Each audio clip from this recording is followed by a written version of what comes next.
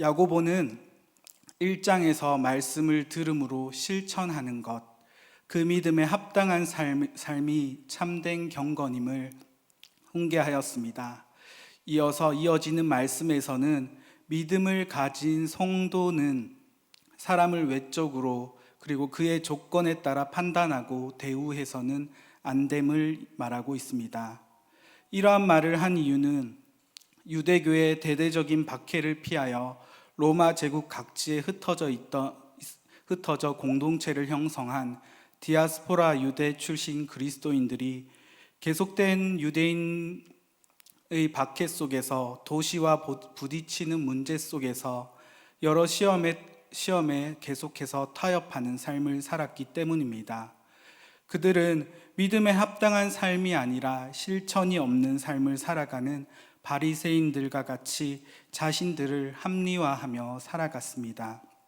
그리고 결국은 하나님의 말씀을 따라 살아가기는커녕 형제된 성도를 외형적 조건에 따라서 판단하고 비방하고 차별까지 하였습니다. 그래서 야고보는 율법보다 한 단계 더 진전된 자유의 율법에 근거하여서 심판을 제시함으로써 이웃사랑의 실천을 권면하고 있습니다. 자유의 율법이란 1장 25절에서 언급된 자유하게 하는 온전한 율법과 같은 것입니다. 이것은 긍휼에 따른 그리스도의 복음을 의미합니다. 복음은 우리를 정죄하고 억압하는 모세의 율법에서 그리스도를 통해서 완전한 자유를 주신 것입니다. 그러므로 복음은 속박에서 해방시킨 온전한 율법이 됩니다. 하나님의 긍휼하심으로 죽을 수밖에 없었던 우리는 구원을 얻어 참 생명을 얻게 되었습니다. 복음의 은혜를 깨달은 우리는 감사함으로 살아갈 수밖에 없게 된 것입니다. 그런데 정작 삶을 살아가게 되면 자기 얼굴을 거울로 보고 다시 일어나면 금방 자기의 얼굴을 어떠했는지 잊어버리는 사람과 같이 우리에게 주신 그 은혜를 금세 잊어버리고 받은 은혜보다 정말 비교조차도 할 수 없는 작은 세상의 것을 잃을까봐 염려하며 살아가게 됩니다.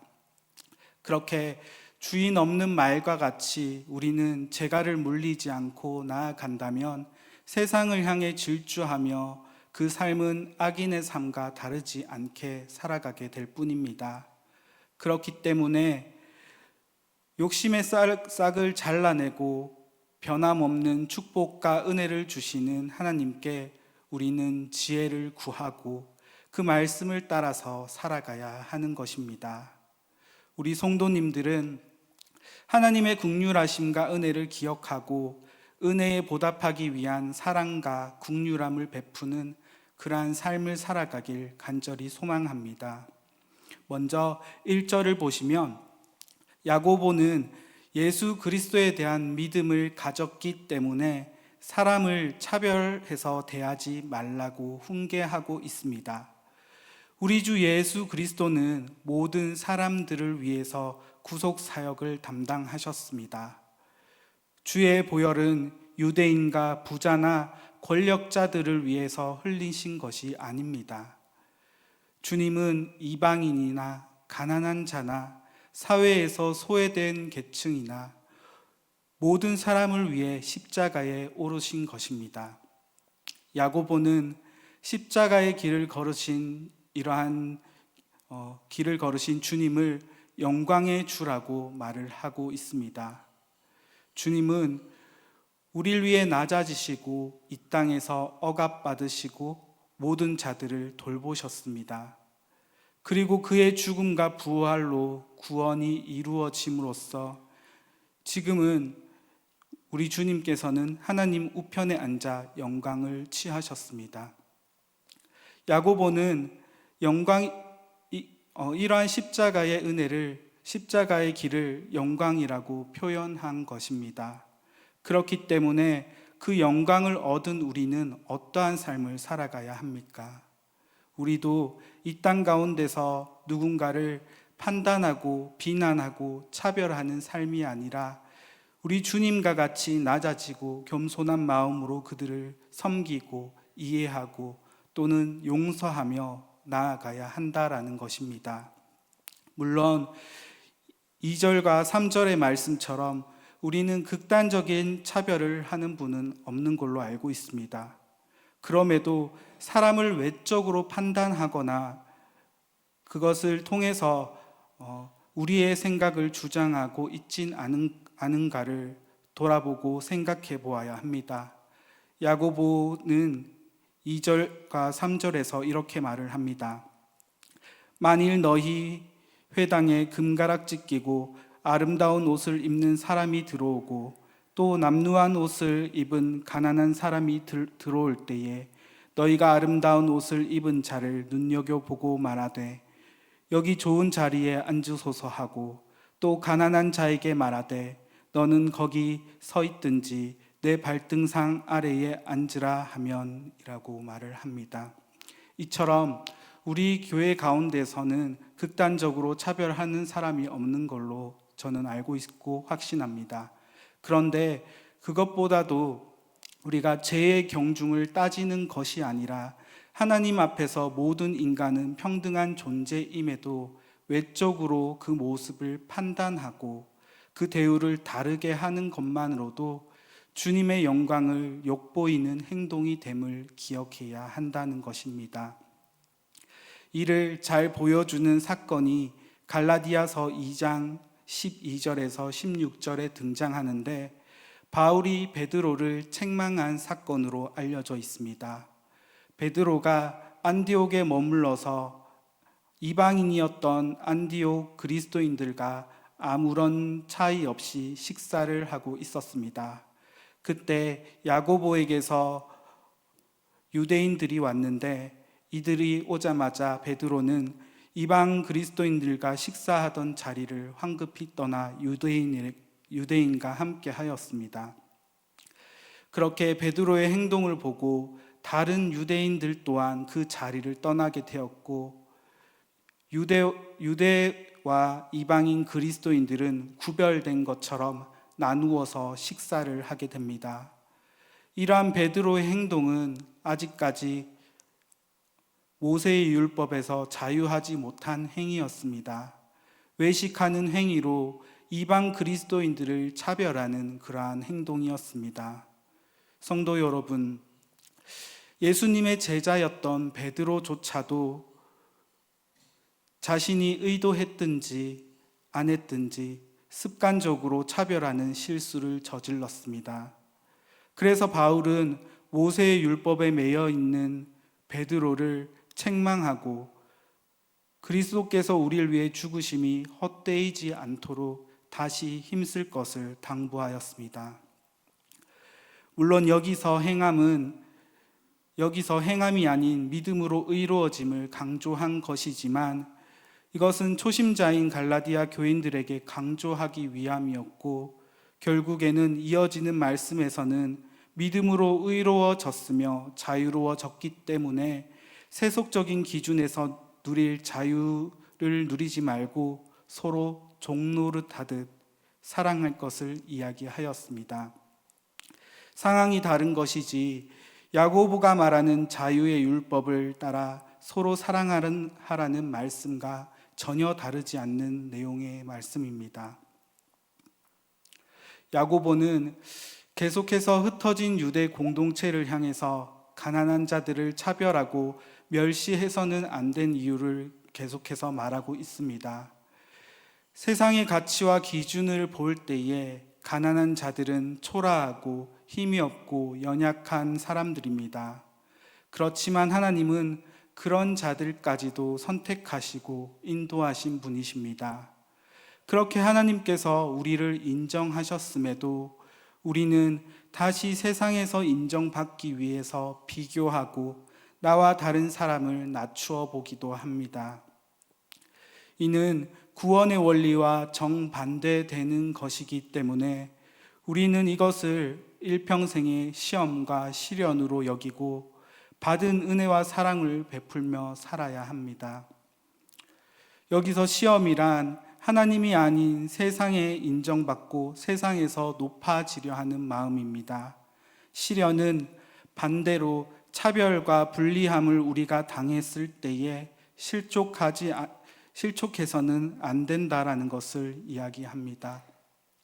야고보는 5절에서도 주님은 가난하고 힘이 없어도 가난한 자를 택하시고 그에게 나라를 상속시키실 것을 상기시켜주고 계십니다.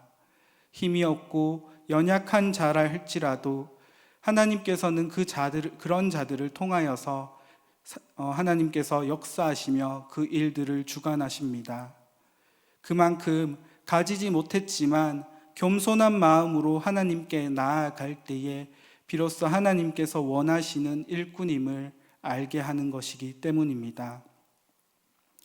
누가복음 6장 20절에서 22절에서도 예수님은 제자들을 보시고 이르시기를 너희 가난한 자는 복이 있나니 하나님의 나라가 너희 것임이요 지금 줄인 자는 복이 있나니 너희가 배부름을 얻을 것임이요 지금 우는 자는 복이 있나니 너희가 웃을 것임이요 인자로 말미암아 사람들이 너희로 미워하며 멀리하고 욕하고 너희 이름을 악하다 하여 버릴 때에는 너희에게 복이 있도다라고 하셨습니다. 우리가 세상 가운데서 살아갈 때 억압받고 핍박을 받을지라도 그러한 가운데서 우리 주님께 나아간다면 주님께서 그 모든 것을 책임져 주시고 우리에게 복 주시는 분이심을 우리는 기억해야 합니다.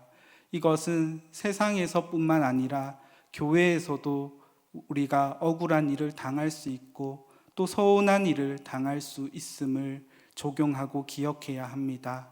그때마다 하나님의 사람이 또 하나님을 믿는 사람이 어떻게 그렇게 할 수 있냐라는 생각과 의문보다는 사람이기 때문에 실수하고 넘어지고 또 잘못을 행한다라는 것을 인정해야 합니다.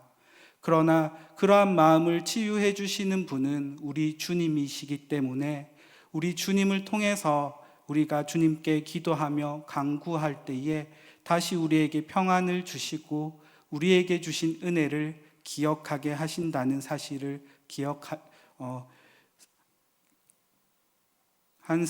기억하고 나아가야 합니다.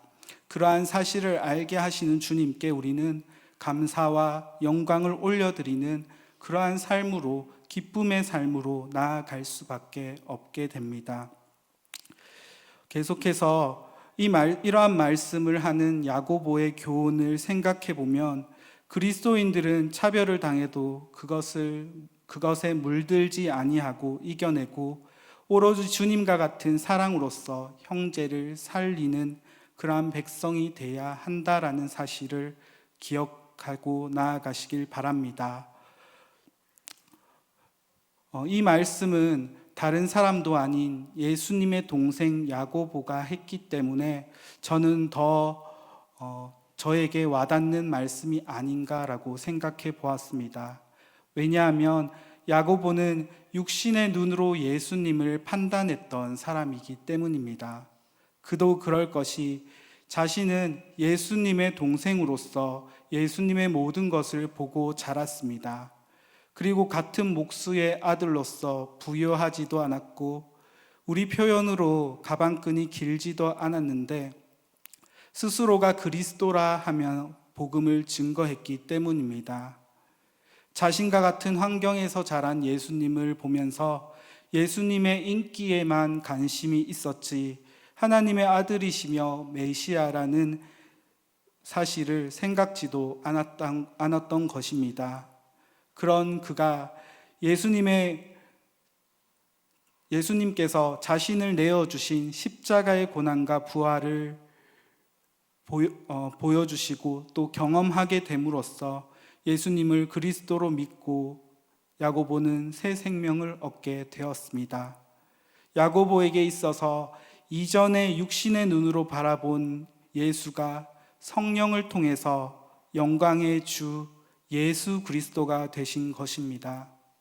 그렇기 때문에 야고보는 사람의 차림새와 배경이 아니라, 그리고 환경이 아니라 그 생명을 보고 주님과 같은 사랑으로 이웃을 돌볼 수 있게 되었습니다. 그런데 흩어진 유대 그리스도인들은 외적인 것을 판단하고 또 서로를 무시하며 주님께서 피 흘려 사랑하신 형제를 미워하기까지 했습니다. 그것은 예수님의 이름을 모독하는 것과 같습니다. 그렇기 때문에 야고보는 가만히 있을 수 없었던 것입니다. 우리 주님은 우리를 위해서 낮아지시고 죽으셨는데 우리는 형제와 이웃을 위해 조금도 양보하지도 이해하지도 못한다는 것은 말도 안 되는 사실입니다. 마태복음 18장 21절에서 35절 말씀을 보면 한 비유를 예수님께서 하시는데 우리가 너무나 잘 알고 있는 비유입니다. 어떤 임금이 결산할 때가 되어서 1만 달란트 빚진 종을 불러와서 그의 아내와 자식들과 모든 소유를 팔아서 그 빚을 갚을 것을 명하였습니다. 그러나 그 종이 엎드려 절하며 꼭 갚겠다 말하며 용서를 구하자 놀랍게도 그를 불쌍히 여기며 그 빚을 탕감해 주었습니다. 그런데 그 종은 나가자마자 100데나리온 빚진 동료 한 사람을 붙들어 목을 잡고 빚을 갚으라 하고, 또 동료는 그 빚을 갚겠다고 용서를 구했지만 옥에 가두어 버립니다.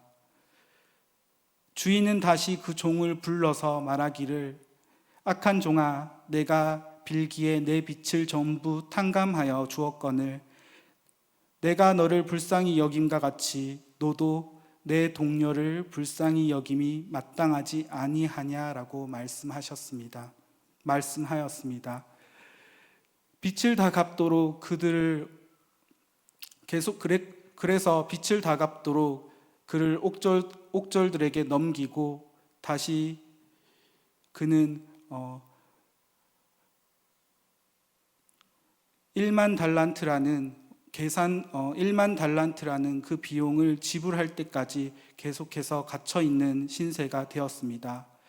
1만 달란트 대략 계산해 보았는데 34에서 40조가 넘는 금액입니다. 네. 그렇게 갚을 수 없는 은혜를 입고도 동료에게 모질게 했던 종은 결국엔 주인에게 용서받지 못하고 벌을 받게 되었습니다. 주님은 우리가 주님의 사랑과 은혜를 덧입고 그 은혜에 합당한 그러한 사랑과 긍휼을 품은 사람이 되길 원하십니다. 그럼에도 내 형제와 이웃을 사랑하고 용서하지 못한다면 어떻게 주님을 볼 면목이 있으며 용서받을 자격이 있겠습니까? 인간적인 기준에서는 이것이 비윤리적인 비난에 그치겠지만 하나님 앞에서는 사람을 차별하는 것은 명백한 죄를 짓는 것입니다. 그리고 죄의 경중이 없기 때문에 아무리 다른 계명을 다 지킨다고 하여도 하나만 어겨도 율법을 어긴 것과 같다고 말씀하였습니다. 그렇기 때문에 우리는 우리가 받은 갚지 못할 그 은혜와 사랑을 기억하고 그것에 감사하는 삶으로 나아가야 하는 것입니다. 그 감사의 삶은 나 혼자 누리는 것이 아니라 그것을 어렵고 힘든 지체를 찾아서 그들에게 도움을 주고 또 복음을 증거하여서 하나님께 돌아오게 하는 것이 될 것입니다. 또 마태복음 5장 20절에서 21절의 말씀에서는 주님은 이 계명 가운데 가장 작은 것 하나라도 어기거나 다른 사람에게 그렇게 하라고 가르치는 사람은 하늘나라에서 가장 작게 될 것이며 누구든지 계명을 지키고 가르치면 하늘나라에서 크게 될 것이라 하였습니다. 우리는 물론 여기서 말하는 율법은 모세의 율법이 아닌 전진된 율법으로 그리스도의 복음을 말하는 것입니다. 우리가 그리스도를 믿기만 하면 의롭다 함을 얻고 율법의 정죄에서 자유롭게 됩니다. 그 십자가의 고통으로 율법을 이루신 은혜와 사랑은 우리를 해방하신 생명의 성령의 법이 되셨습니다. 그러나 우리는 그러한 은혜를 기억하지 못하고 이 땅을 살아갈 때에 너무 작은 것에 매여 살아가거나 또 그것 받은 은혜를 기억하지 못하고 되돌려주지 못한 삶을 살았음을 기억해야 합니다. 하나님께서는 우리에게 베푸신 은혜와 사랑을 이웃들에게 나누며 우리도 주님과 같은 삶을 살아가길 원하십니다. 그러한 삶을 살아가기 위해서 우리는 계속해서 스스로를 절제하고 또한 주신 사랑을 기억함으로 나아가야 합니다. 야고보는 이것을 위해 이것을 자유의 율법이라 말합니다. 그저 남들에게 피해를 안 주고 사는 기준을 넘어서 한 차원 높은 생명의 법은 주님의 긍휼하심과 은혜로 완성된 구원의 은혜이기 때문입니다. 그렇게 우리는 천국 백성이 되었습니다. 그러면 천국 백성답게 주님의 복음과 성령의 인도하심으로 우리도 주님과 같은 그러한 긍휼한 삶으로 은혜의 삶으로 사는 것이 당연한 것입니다. 물론 이것은 쉽지 않은 일입니다. 늘 경계하며 살아가야 합니다. 그러나 우리는 주신 말씀을 통해서 우리의 죄를 깨닫고 하나님에 대한 믿음을 통해서 주님과 같은 이웃을 사랑하며 살아갈 수 있습니다. 세상에서 조금 손해보고 천대받을지언정 주님께서는 산상수훈 말씀 가운데서 하신 것처럼 이러한 자들이 천국이 우리 것이며 주님께 위로를 받을 것이며 기업을 받고 배부를 것이며 긍휼히 여김을 받고 하나님을 볼 것이며 하나님의 아들이라 일컬음을 받을 것이라 하였습니다. 왜냐하면 13절의 말씀처럼 사랑과 긍휼은 하나님의 심판도 이겨내고 자랑할 최고의 선물이자 우리의 신분증이 되기 때문입니다. 하나님은 공의로운 동시에 사랑이 풍성하신 분이십니다. 심판하실 때에 헤아린 그대로 공의로 심판하시기 때문에 우리가 행한 사랑과 긍휼로 우리에게 면류관을 씌우실 것입니다. 오늘 본문을 통해서 그러한 하나님의 긍휼하심과 사랑을 다시 한번 생각해 보게 됩니다. 공의로우신 그 은혜 아래서는 누구도 소외될 수 없고 정죄함 또한 없습니다. 그러나 우리는 나도 모르게 베드로와 같이 습관처럼 형제와 이웃을 판단하고 멀리하는 삶을 살아왔던 것입니다. 예수님을 주로 시인하고 부활한 주님을 만난 베드로조차도 그러한 실수하고 책망을 받는데 우리라고 어찌 실수가 없으며 죄를 짓지 아니하겠습니까? 그런데 그렇다면 바울의 책망을 듣고 수용한 베드로처럼 우리도 그러한 모습으로 나아가야 합니다. 베드로는 어떻게 보면 바울보다도 더 권위가 있고 또 명분이 있는 사람입니다. 그럼에도 베드로는 바울의 책망을 듣고도 그것을 대답하지 않고 수용하는 자세를 보여주었습니다. 우리도 어떠한 자리에서든지도 교만하지 아니하고 겸손한 마음으로 다시 한번 주님의 말씀을 듣고 수용해야 합니다.